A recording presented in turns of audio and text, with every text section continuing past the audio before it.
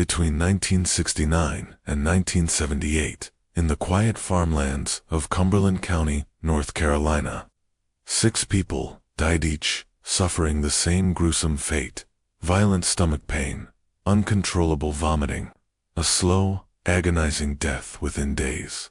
They had one thing in common: a kind, soft-spoken, church-going grandmother named Velma Barfield, always close by when tragedy struck, always ready with a gentle touch and whispered prayer.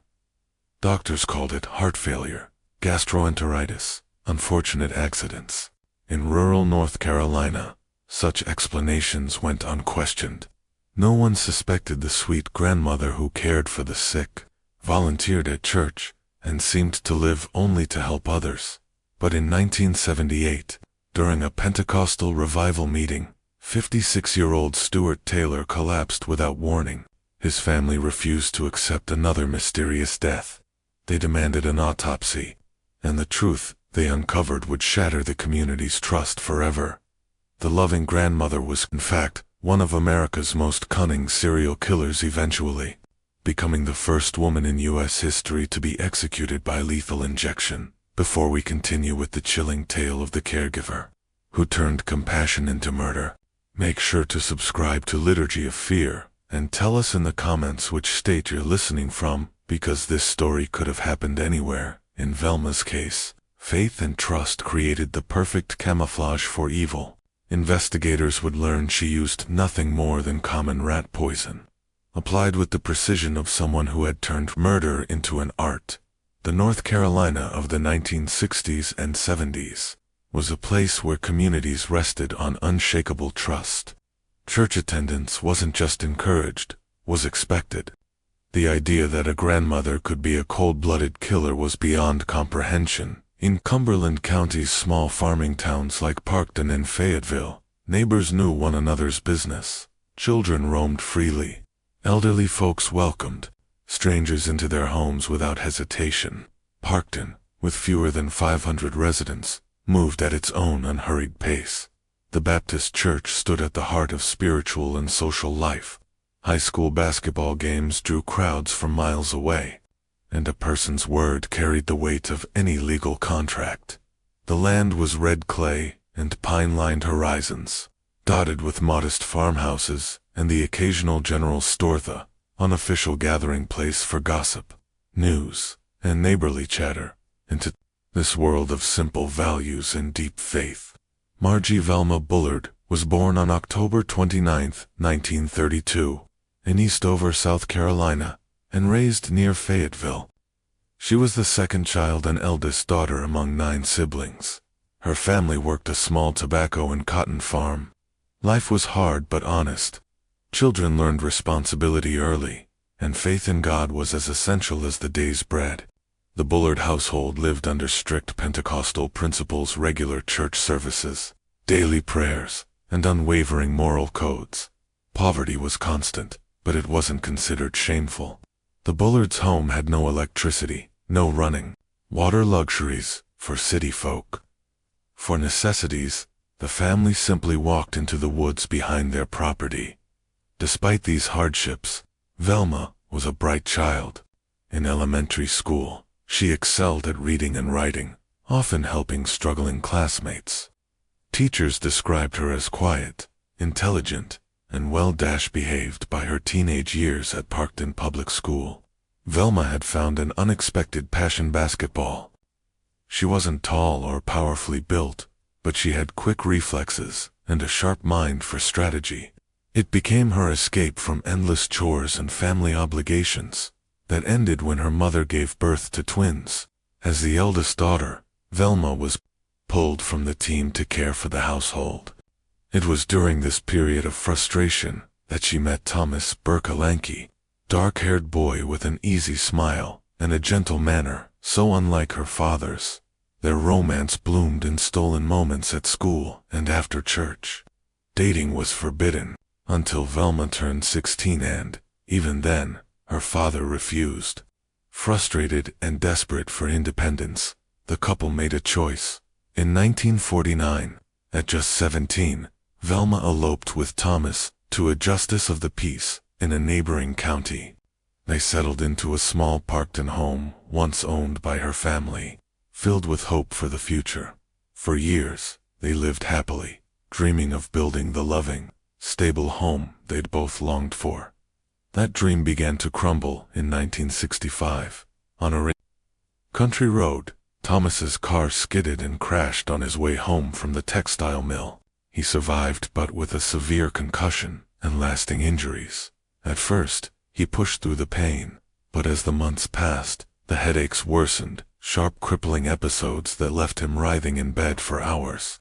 His absences from work mounted until he lost his job. The family's finances collapsed. Medical bills piled up, and with no resources for proper pain management, Thomas's suffering and Velma's frustrations were only beginning. In the years after his accident, Thomas Burke turned to alcohol as his refuge. What began as the occasional beer to dull his constant headaches slowly grew into a dependency that ruled his life. For Velma raised under strict Pentecostal beliefs that condemned alcohol as a grave sin, as drinking wasn't just a personal failing. It was a spiritual betrayal. She launched a relentless campaign to curb his habit, searching the house for hidden bottles, pouring liquor down the drain, and even enlisting their children to keep watch over their father. The once warm Burke household became a battleground of silent resentments and sudden confrontations. Thomas, stripped of his livelihood and trapped in constant pain, felt humiliated by Velma's watchfulness.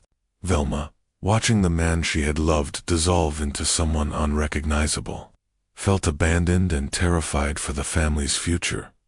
The breaking point came when Velma, without Thomas's consent, arranged to have him committed to Dorothea Dix Hospital in Raleigh for alcoholism treatment. To Thomas, it was the ultimate betrayal. The treatment sobered him, but at the cost of their marriage. While he was gone, Velma worked grueling shifts at a local mill to keep the family afloat. To cope with exhaustion and anxiety, she began taking Valium prescribed by her doctor. As her tolerance grew, so did her dependence, leading her to seek more medication from multiple sources. When Thomas returned, he was sober, but bitter. The gentle man with the easy laugh was gone, replaced by someone resentful, cold, and contemptuous. Their home became a Cold War zone. Arguments over money, the children, and his inability to work. On the night of April 4, 1969, the tension reached its fatal peak. Thomas had been drinking not enough to pass out, but enough to leave him groggy. That evening, Velma claimed she needed to run urgent errands and took both children with her. Leaving Thomas alone, it was unusual. Velma rarely went out after dark, especially with the children. Her errands were vague. Neighbors would later recall her looking distracted and agitated in the days before, like someone wrestling with a life-changing decision. Hours later, they returned to find their home engulfed in flames. The Parkton Volunteer Fire Department arrived quickly, but the blaze had already consumed most of the structure. Firefighters could only work to stop the flames from spreading. Thomas's body was found in the bedroom where the fire began. The medical examiner determined he died from smoke inhalation before the flames reached him, a small mercy. Investigators concluded it was a tragic accident. Thomas had likely fallen asleep smoking, a common cause of rural house fires. Velma's grief appeared devastatingly real, so much so that she had to be physically restrained from rushing into the burning home. The community embraced her as a heartbroken widow. At the funeral, nearly the entire town turned out. Velma accepted condolences with dignity, speaking movingly of Thomas's struggles and thanking everyone for their support. But some details didn't fit. Neighbors noticed Velma had quietly removed valuable items, family photos, important papers, jewelry from the house in the days before the fire, and her decision to take the children out that night, leaving Thomas drunk and alone, seemed convenient. 3 months later, debris from the fire reignited, causing a second blaze on the vacant lot. This time, an insurance investigation followed, resulting in a substantial payout to Velma. Combined with Thomas's modest life insurance and church donations. She suddenly had more money than ever before. For a woman barely surviving months earlier, widowhood had proved profitable, and whether the community realized it or not. They had just witnessed the birth of one of North Carolina's most methodical serial killers. Velma had learned that murder, if executed cleanly and disguised convincingly, could solve problems, generate sympathy, and bring financial reward. And she had no intention of stopping. Within 6 months, Velma had set her sights on Jennings Barfield, a 43-year-old widower with significant property and a steady income. Jennings was respected across Cumberland County, known for his integrity, and for raising his children alone after his wife's death. Their courtship moved quickly. While remarriage after widowhood wasn't unusual, Velma's pursuit of Jennings was calculated. She attended events where she knew he'd be, appeared at his farm with small gifts or offers to help, and wove herself into his daily life. Jennings saw a devoted, skilled homemaker, an excellent cook, a meticulous housekeeper, a woman who seemed to value stability as much as he did. What he didn't see was the careful predator beneath the sweet smile. Velma's outward devotion to faith, her regular church attendance, volunteer work, and charitable efforts fit perfectly with Jennings Barfield's values. To him, she was the ideal partner. In August 1970, just 16 months after Thomas Burke's death, Velma and Jennings married in a modest ceremony at Jennings's church. Both sets of children stood as witnesses. The community approved. It was seen as a practical match, security for Velma's children and companionship for Jennings. First, the marriage appeared to thrive. Velma managed Jennings's household with military precision, anticipating his needs before he even voiced them. She took over the bookkeeping and business correspondence he disliked, presenting herself as the perfect wife. But beneath this polished surface, old patterns were resurfacing. Velma's dependence on prescription drugs born during her marriage to Thomas had not only continued, it had escalated. She juggled a dangerous cocktail: antidepressants, Sinequan for anxiety, Tylenol with codeine for chronic pain, and Valium for sleep. Each prescription came from a different doctor in a different county, preventing any one physician from seeing the full scope of her addiction. The cost of feeding this habit was staggering, far beyond her household allowance. When Jennings began questioning odd withdrawals and unexplained expenses, Velma blamed medical bills or urgent needs for her children. But as the amounts grew, her excuses began to fray. The truth was far darker. Velma was systematically stealing from Jennings. Using her access to his accounts, she forged checks and withdrew cash. She kept each check just below the threshold that triggered bank verification, spread the theft across multiple accounts, and practiced his signature until it was flawless. For months, it worked. Jennings, trusting by nature, rarely studied his statements. And when he did, Velma's tearful denials and emotional displays ended the conversation before it could turn into an accusation. But in early 1971, Jennings's longtime banker, Harold Mitchell, noticed troubling patterns in the account's withdrawals and checks inconsistent with Jennings's normally cautious spending. Quiet inquiries confirmed his suspicions. When Jennings confronted Velma, the exchange was explosive. Unlike Thomas, Jennings was strong-willed. He demanded full disclosure, threatened to involve the police, and informed her he was consulting a lawyer for divorce.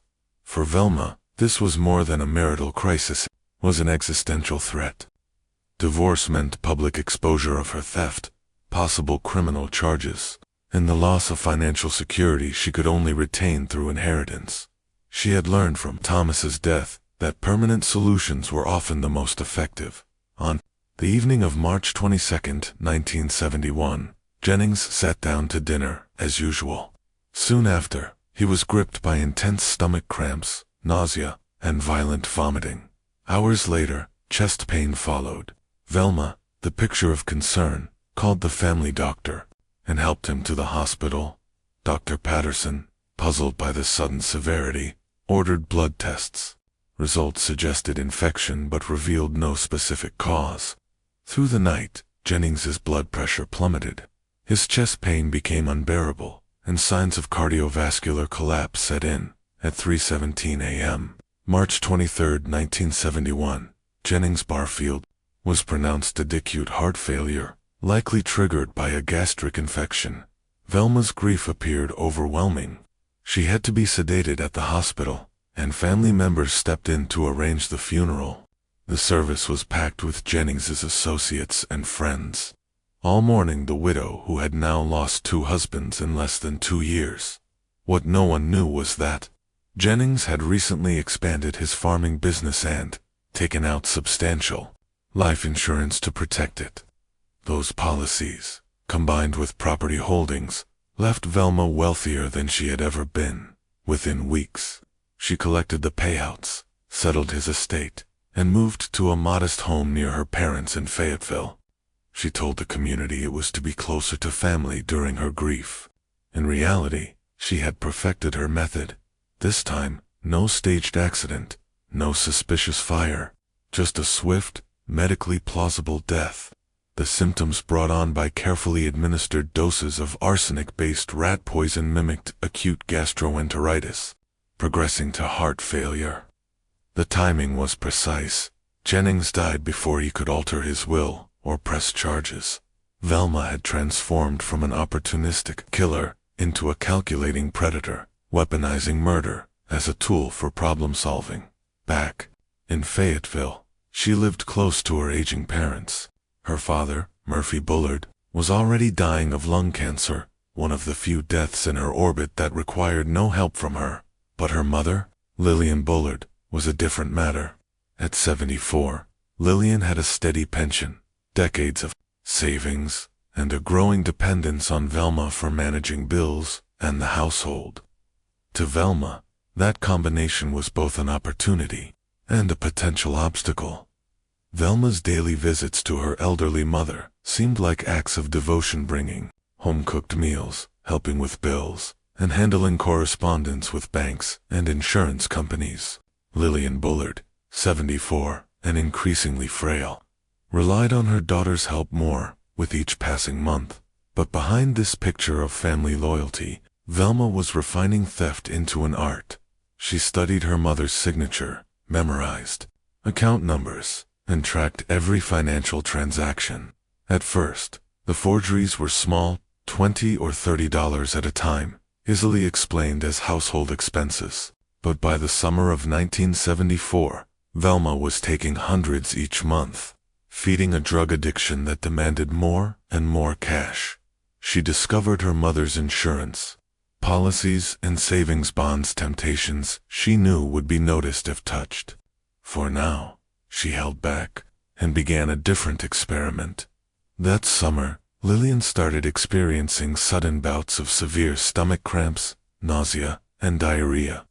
The episodes came without warning, lasted days, then vanished. Velma was always there to nurse her mother, offering broths and tea. Dr. William Stevenson, Lillian's physician for over 2 decades, was baffled. Tests revealed nothing unusual, and no one else in the family got sick from the same meals.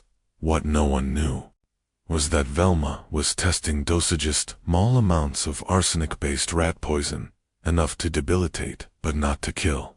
She tracked how long symptoms lasted, gauged how much her mother could withstand, and noted the psychological effect. Each illness made Lillian weaker, more dependent, and less likely to question Velma's control over her finances.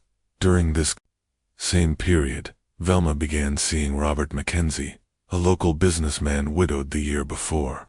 To the community, it was a respectable match. Robert admired her devotion to family and her reputation as a caring daughter. Their relationship progressed toward talk of marriage. Then, in August 1974, Robert died in a single-car crash on a rural highway. It was a clear night, dry road, no sign of mechanical failure. Toxicology was never performed. Robert had been known as a cautious driver, and his death left unanswered questions. But for Velma, It removed a man who was beginning to ask too many questions about her family and finances. By December, Velma knew her theft from Lillian's accounts was large enough to trigger scrutiny during year-end bank audits. Exposure was inevitably less she acted. On the night of December 28, 1974, during a family holiday gathering, Lillian was struck by the most severe episode yet. The pain was constant, the vomiting relentless. Dehydrated and delirious, she was rushed to Cape Fear Valley Hospital with Velma at her side, holding her hand and playing the devoted daughter. Doctors, including Dr. Stevenson, were baffled by the speed and intensity of her decline, for fluids and medication provided no relief. At jam 11:43 menit PM, December 30th, Lillian Bullard died. The official cause: complications from acute gastroenteritis. Poisoning was never considered. Velma's grief looked genuine: tears at the hospital, sedation to sleep, and a touching eulogy at the funeral of a woman remembered for raising 9 children in a life of Christian service. But with her mother gone, Velma's thefts were buried forever. The estate settlement gave her legitimate access to accounts she had already plundered, and no one questioned missing funds or forged checks more than the money. Lillian's death gave Velma something else: complete confidence in her method. She had killed her own mother without the faintest suspicion. If she could get away with that, no one was safe. By 1975, Velma's schemes were bolder and sloppier. Her once careful forgeries grew larger, riskier. The arrogance ended abruptly when she was arrested on 7 felony counts of writing bad checks. Velma's arrest on 7 counts of check fraud exposed a trail of financial crimes that stretched across multiple counties. Small businesses, trusting neighbors, and elderly clients, all victims of her calculated theft. For the first time since she began her criminal career, Velma faced real consequences. The judge, noting the scope and deliberation behind her crimes, sentenced her to 6 months in prison, in a community that still saw her as an unfortunate widow struggling to survive. The verdict was a shock. Prison should have been her reckoning, a chance to confront her addictions and criminal behavior. Instead, it became her classroom. Surrounded by women convicted of fraud and forgery, Velma learned new techniques that made her earlier methods seem amateurish. And more importantly, prison reinforced a dangerous belief: she was smarter than the authorities. She had already committed 3 murders without a hint of suspicion. Even now, the system's punishment was mild. She served only 3 months before walking free. The lesson Velma took was chilling. Financial crime left trails. Violent crime erased them. Dead victims couldn't testify. By 1976, Velma had a new plan: combine her skill for caregiving with her talent for calculated murder. Her opportunity came when she was hired as a live-in aide for Montgomery and Dolly Edwards in Lumberton, North Carolina. Montgomery, 94, and Dolly, 84, were wealthy enough for private care, but isolated enough to be defenseless. Velma came with glowing church-based references and a carefully crafted image of Christian devotion. She asked for Wednesday nights and Sundays off to attend services, a request that reinforced her moral facade and gave her convenient alibis. The Edwardses welcomed her without hesitation. They handed over their financial records so she could manage bills, gave her keys to their home and cars, and soon relied on her for nearly every aspect of daily life. Velma wasted no time. She studied their signatures, memorized account numbers, and mapped their spending patterns. Within weeks, she was forging checks and withdrawing money amounts large enough to matter, but small enough to avoid immediate notice. Montgomery's age and confusion kept him from detecting discrepancies, and Dolly had never been involved in their finances. The arrangement worked perfectly. For Velma, she earned a salary while stealing far more through forgery, all under the guise of loyal service. On January 29, 1977, Montgomery Edwards died peacefully at home of what appeared to be natural causes. His death required no intervention from Velma. His age had done the work for her. The family, grateful for her care, insisted she stay on to help Dolly adjust. Just over a month later, March 1st, 1977, Dolly began suffering symptoms Velma knew well: severe cramps, nausea, and diarrhea that escalated quickly. Velma played the devoted aide, brewing soothing broths, praying by Dolly's bedside, and riding in the ambulance when hospitalization became necessary. Despite medical intervention, Dolly's decline was swift. The official diagnosis: acute gastroenteritis. The truth: Velma had poisoned her to silence growing suspicion over missing funds. Dolly had begun asking questions about strange bank activity. Questions Velma couldn't afford her to keep asking. The Edwards family, devastated by the double loss, praised Velma for her loyalty. At Dolly's funeral, they spoke of their gratitude for her Christian compassion, never knowing she had orchestrated both deaths to cover her thefts. Velma's success with the Edwards family led directly to her next assignment: caring for John Henry Lee, 80, and his wife, Record Lee, recovering from a broken leg. The Lees had heard glowing recommendations from the Edwards family and believed themselves fortunate to secure her services. John Henry, a retired farmer, was proud and independent, but advancing age and his wife's injury made outside help necessary. Velma quickly became indispensable, managing John Henry's medications, cooking meals, cleaning, and handling the endless small tasks the couple could no longer manage themselves. And as always, she began studying their finances. John Henry was sharper than Montgomery Edwards, keeping closer watch over his accounts. But Velma had learned patience. She knew how to wait, how to move slowly, how to find the cracks in a victim's vigilance, and how to strike when the time was right. Velma waited for her moments. When John Henry Lee was distracted or confused, she'd quietly forge small checks, amounts that could be passed off as routine household expenses if anyone asked. Then, on June 4, 1977, the familiar pattern began again. John Henry, who had been in relatively good health for his age, was suddenly gripped by excruciating stomach and chest pain. Violent vomiting and diarrhea followed, leaving him weak and writhing in agony.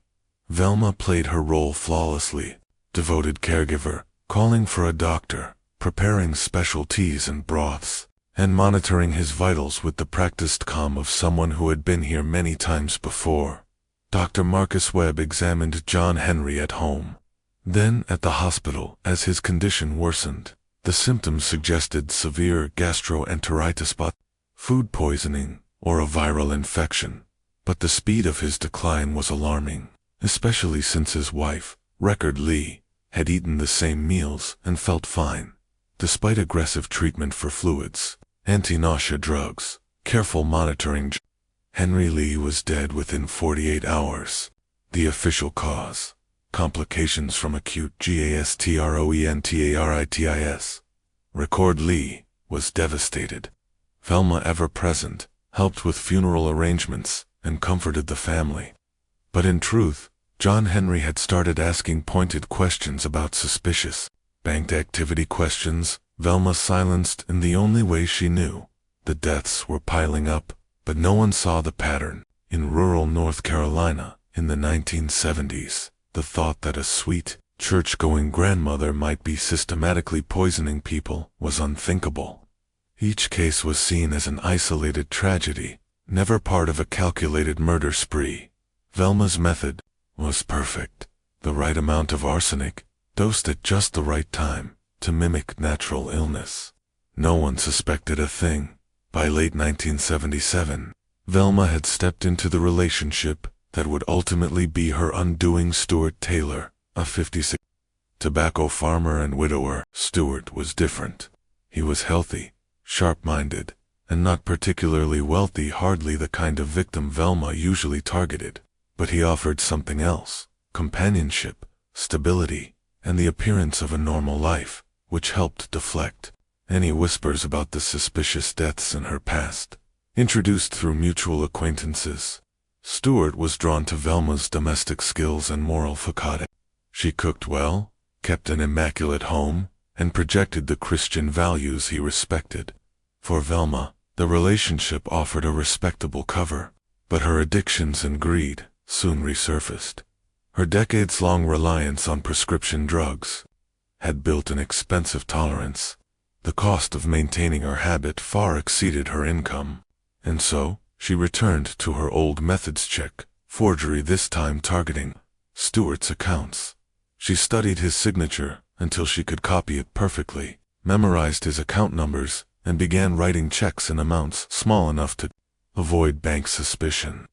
Stewart was trusting and rarely examined his statements. When he did notice odd transactions, Velma's tearful explanations and emotional appeals ended the conversation. It began to unravel in January 1978. Stewart's longtime banker, Harold Patterson, spotted unusual account activity: more checks, larger withdrawals, and casually asked Stewart about upcoming purchases. Stewart was baffled. With Patterson's help, Stewart reviewed his statements and saw the truth. On January 31, 1978, he confronted Velma with proof of her forgeries. The argument was unlike anything between them before: heated, loud, and direct. Stewart accused her of betrayal, of destroying his trust. He demanded answers and threatened to go to the police. As his anger rose, he grabbed her by the shoulders and shook her, yelling that she had ruined everything. Velma, cornered and desperate, began to plan her next move, and for Stewart Taylor, it would be his last argument. The confrontation with Stewart Taylor was brief, but it crossed a line he'd never touched before. To Velma, it wasn't just an argument, it was a direct threat. And for a woman who had once murdered her own mother without hesitation, eliminating a boyfriend who had uncovered her crimes felt almost routine that very evening, despite the tension between them. Velma and Stewart dressed in their Sunday best and attended a Pentecostal revival led by the famous preacher Rex Humbard at the Cumberland County Civic Center. Two onlookers, they appeared like any couple seeking spiritual renewal: quiet, composed, maybe a bit subdued, but nothing alarming. Then, mid-service, it began. A wave of nausea hit Stewart, subtle at first, then violently intense. Cramping pains doubled him over, forcing him to leave his seat. Velma followed quickly, full of concern, offering to take him home. Fellow worshippers would later recall her tender devotion, never suspecting the truth behind it. The drive home was agony for Stewart. His pain sharpened, his breathing labored. Over the next 3 days, Velma played the role of angelic caregiver, teas and broths, checking his pulse, whispering reassurance. But with each passing hour, his body failed. By February 3, 1978, his condition was critical. At the hospital, doctors fought to stabilize him, but the damage was irreversible. Multiple organ failure set in. Moments later, Stewart Taylor was gone officially from acute gastroenteritis. But this time, the pattern cracked. Unlike her elderly victims, Stewart had been relatively young and healthy. His sudden decline raised eyebrows, especially among relatives who knew about the financial fraud he had just uncovered. They demanded a full autopsy, and for the first time Velma's method faced real scrutiny. Even before toxicology results came back, her own sister made a gut-wrenching phone call to police telling investigators she believed Velma had poisoned Stewart, and perhaps many others. It was a betrayal wrapped in moral duty, and it shattered Velma's wall of secrecy. When the autopsy revealed lethal levels of arsenic, police moved fast. On March 28, 1978, Velma Barfield was arrested, ending nearly a decade of undetected murders. The sweet, church-going grandmother, once seen as a victim of life's cruel turns, was unmasked as a cold-blooded serial killer who used arsenic-laced rat poison to silence anyone threatening her security. In interrogation, the mask slipped. Facing undeniable evidence, Velma began to confess, her voice calm, almost clinical, as she admitted to killing Stewart Taylor. Her mother, Lillian Bullard, Dolly Edwards, and John Henry Lee. She explained her methods in chilling detail: the dosages, the timing, the calculated watch over symptoms until death came. She claimed she never meant to kill, that she only wanted to make them sick long enough to replace the stolen money. But investigators didn't buy it.